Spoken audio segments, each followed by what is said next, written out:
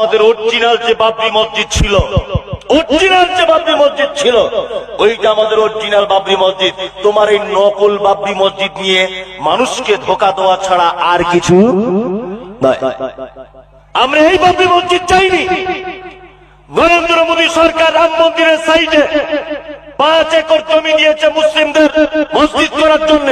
তোমার যদি ক্ষমতা থাকে, তোমার যদি পাওয়ার যদি থাকে, তাহলে তুমি ওই 5 একর জমিতে বাবরি মসজিদ করে দেখাও, তবেই তো বলবো বাবরি। আপনারা প্রত্যেকেই বক্তব্য শুনতে পেলেন যে আহলে হাদিসের একজন বক্তা মুমতাজুল ইসলাম, তার বক্তব্য আপনারা শুনতে পেলেন। এই বক্তব্যের ভিত্তিতে আমি কিছু আলোচনা আপনাদের সম্মুখে তুলে ধরব। প্রত্যেকে ভিডিওটা প্রথম থেকে নিয়ে শেষ পর্যন্ত শুনবেন এবং একটা লাইক অবশ্যই দেবেন এবং সাবস্ক্রাইব অবশ্যই করবেন, শেয়ার বেশি বেশি করবেন, যাতে এই ভিডিও লিঙ্কটা মুমতাজুলের কাছে যেন পৌঁছে যায়। মুমতাজুল ইসলাম বক্তব্য দিল যে অযোধ্যায় যে বাবরি মসজিদটা ছিল সেটা হলো আসল বাবরি মসজিদ।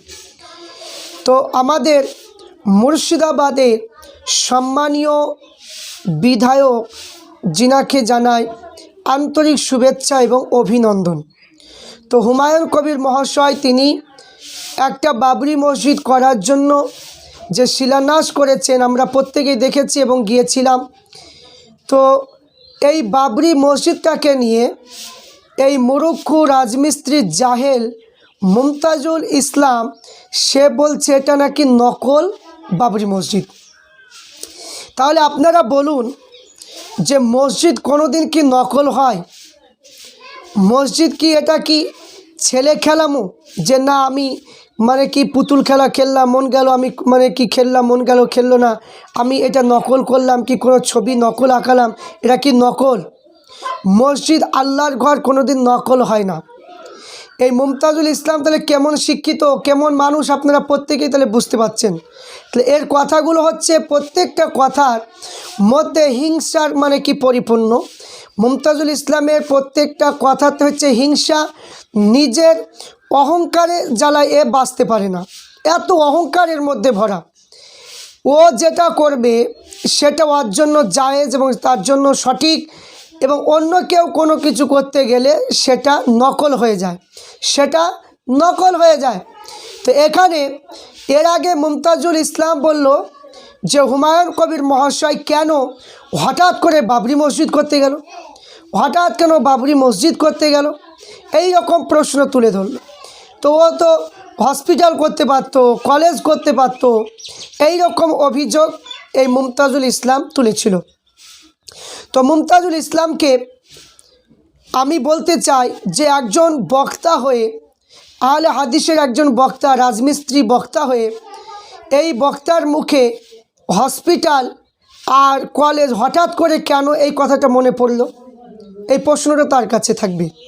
হঠাৎ করে কেন এই হসপিটালের কথা কেন বলা হবে? একজন বক্তা ইসলামিক প্রচার করেন, ফিতনা তৈরি করার জন্য মানে হাদিস কোরআনে আছে এক, আর অন্য নিজের মন গড়া কথা বলে মানুষের কাছে ফিতনা লাগিয়ে দেয়। এই রাজমিস্ত্রি হঠাৎ করে তার মুখে হসপিটাল এবং কলেজের কথা আমরা শুনতে পেয়েছি। এর জন্য আমরা মুমতাজুল ইসলামকে আমরা মানে এর বক্তব্য থেকে শুরু করে এর কথাবার্তা থেকে শুরু করে আমরা প্রত্যেকেই ধিক্কার জানাই এবং ঘৃণা করে এর বক্তব্যকে। এই জন্য হুমায়ুন কবির মহাশয় আমাদের প্রত্যেকের মুর্শিদাবাদের গর্ব, তিনি আমাদের জন্য একটা ঐতিহ্য, একটা বাবরি মসজিদ 6 ডিসেম্বর শিলান্যাস করেছেন এবং তিনাকে আমরা অভিনন্দন জানাই। তো হুমায়ুন কবির মহাশয় তিনি বলেছিলেন যে এই রকম জালসা মহাফিলে উঠে যে গিল্লা গিবদ করবে, মুমতাজুল ইসলামকে বলেছিল তুমি মুর্শিদাবাদে আসবে, আমি তোমার কাছে জবাবদিহি মানে চাইবো যে এই কথা বলার অধিকার তোমাকে কে দিল, আর তুমি একজন বক্তা হয়ে কেন হসপিটাল আর কলেজ তুমি কেন দাবি করলে? তো আমরা দেখলাম যে সে আবার মানে কি বলেছিল যে আমি যাব, ও কী করতে পারবে, ওর পাওয়ার আছে বলে যা ইচ্ছা তাই করতে পারবে, এই রকম কথা কিছু বক্তব্য দিয়েছিল। তো পুনরায় আবার দেখতে পেলাম যে সে বলছে যে বাবরি মসজিদ নাকি নকল। তাহলে বাবরি মসজিদ নকল এটা কি কোনো রাজ্যই কোনো মানুষের মুখে কি শুনেছেন? শুনতে পাবেন না, কোনো সাধারণ মানুষের মুখে শুনতে পাবেন না, কোনো হাজী সাহেবের মুখে শুনতে পাবেন না, কোনো 5 ওয়াক্ত নামাজিদের মুখে এই কথা শুনতে পাবেন না, যারা নমাজ পড়ে তাদের মুখেও শুনতে পাবেন না। কিন্তু যারা আজ বক্তা, যাদেরকে আজ যারা সব কিছু বেদাত বলে ফতোয়া দেয়, আত্মদিন ফতোয়া দেয়, আহলে সুন্নাত ওয়াল জামাতের কোনো আলেমের মুখেও শুনতে পাবেন না। আর শুনতে পাবেন কোথায়? যারা ইমান চোর, ইমান যারা লুটিয়ে নেয় সাধারণ মানুষের, ওই সমস্ত বক্তাদের মুখে এই বক্তব্যগুলো আপনারা শুনতে পাবেন। তাহলে চিন্তা করুন, হুমায়ুন কবির মহাশয় তিনি আমাদের মুর্শিদাবাদে বাবরি মসজিদ করবেন, এটা নাকি নকল। চিন্তা করুন কি অবস্থা। এই মুমতাজুল ইসলাম, তোমাকে ক্ষমা অবিলম্বে চাইতেই হবে নকল বলার কারণে। কারণ মনে হচ্ছে তোমার জ্ঞান বুদ্ধি বেশি, তুমি এটাই মনে করছো যে তুমি একাই সব কিছু জানতা আর আমরা সব অজান্তা, এটা মনে করছো। এটা কোনোদিনই সম্ভব নয়। বাবরি মসজিদ হবে, আল্লাহ রাজি হয়েছেন। আল্লাহ পাক হুমায়ুন কবির মহাশয়ের ওসিলা দিয়ে আল্লাহ পাক হয়তো বানাবেন। এই জন্য আমরা প্রত্যেকেই সাপোর্ট করব এবং বেশি বেশি করে আমরা বাবরি মসজিদের দিকে গুরুত্বটা বেশি দেব। আমরা কিচ্ছু চাই না, আমরা মসজিদটা চাই। এই জন্য কে কি বলল, কার ভালো লাগলো কি লাগলো না, ওটা আমাদের দেখে কোনো লাভ নাই।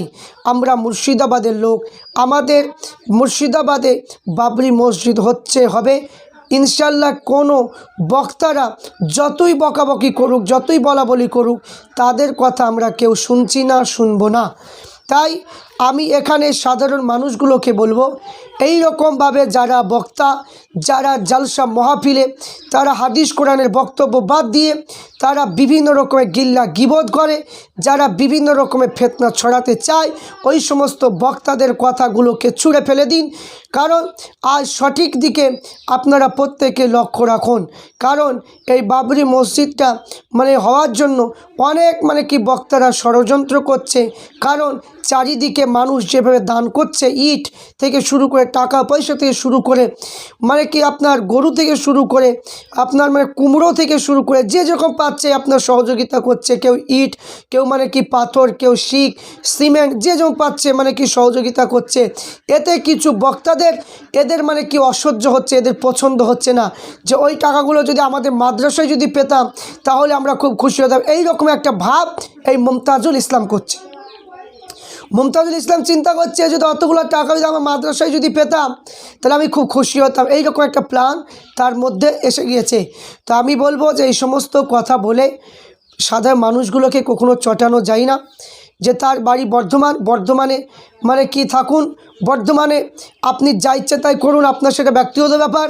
মুর্শিদাবাদ নিয়ে কোনো নাক গলাতে যাবেন না, মুর্শিদাবাদ নিয়ে কোনো বক্তব্য আপনি দিতে যাবেন না। আপনার মতো বক্তা আমাদের প্রয়োজন নেই, কোনো প্রয়োজন নেই, আপনার কোনো প্রয়োজন নেই। মুমতাজুল ইসলাম প্রয়োজন নেই। মাদ্রাসা করছো, মহিলা মাদ্রাসা, বড় বড় মাদ্রাসা মহিলাদেরকে নিয়ে স্টেজে তুলছো, যেখানে পুরুষ মানুষ সবাই বসে মহিলাদের বক্তব্য শুনছে, সেগুলো তোমার জন্য জায়েজ, সেগুলো নকল হচ্ছে না।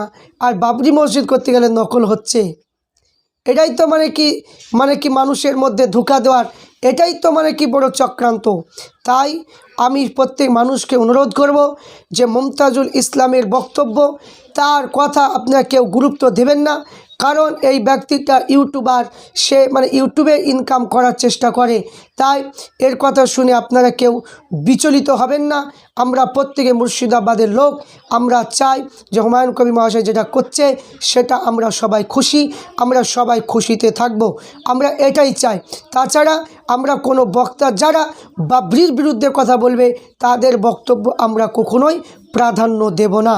আশা রাখছি প্রত্যেকে ভালো থাকুন এবং প্রত্যেকেই জীবনযাপন অতিবাহিত করুন সুন্দরভাবে, জাতি ধর্ম বর্ণ নির্বিশেষে প্রত্যেকেই শান্তশিষ্টভাবে, যেভাবে আমাদের পরিবেশ রয়েছে সেইভাবে আমরা প্রত্যেকে থাকতে পারি। আল্লাহ পাক আমাদের প্রত্যেককে সহযোগিতা করুক। আল্লাহুম্মা আমিন।